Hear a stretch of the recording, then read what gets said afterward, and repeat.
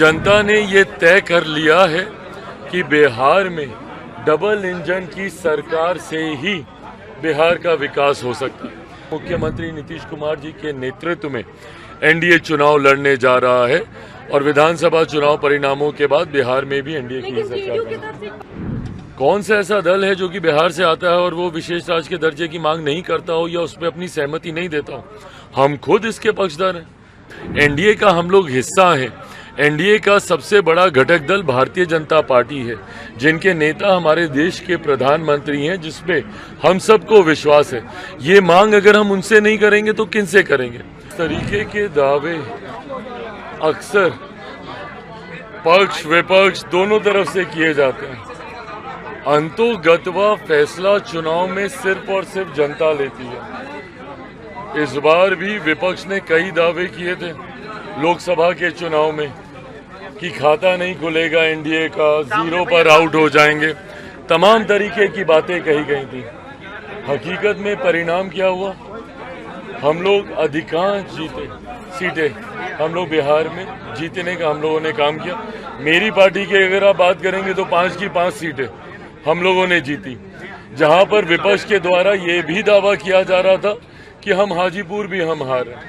तो ऐसे में इस तरीके की बातें कही जाती हैं, पर अंतोगत्वा जनता किसका साथ देती है। और एक बात स्पष्ट है कि जनता ने ये तय कर लिया है कि बिहार में डबल इंजन की सरकार से ही बिहार का विकास हो सकता है। एक लंबा समय बिहार में ऐसा रहा है जहां पे विरोधाभास की सरकारें रही हैं, केंद्र में कोई और राज्य में कोई और।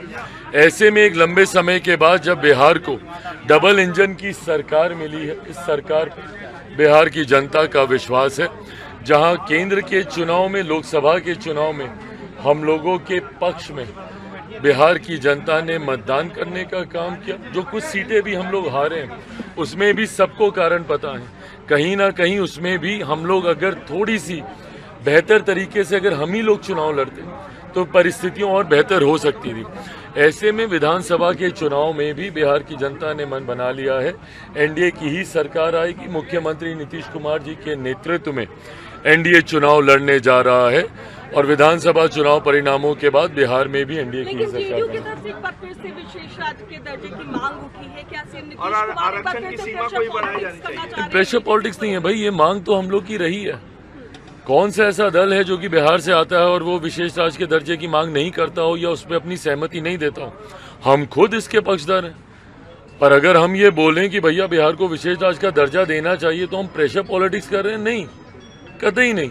हम लोग जिस सरकार के गठबंधन में हैं, एनडीए का हम लोग हिस्सा हैं। एनडीए का सबसे बड़ा घटक दल भारतीय जनता पार्टी है, जिनके नेता हमारे देश के प्रधानमंत्री हैं, जिसपे हम सबको विश्वास है। ये मांग अगर हम उनसे नहीं करेंगे तो किनसे करेंगे?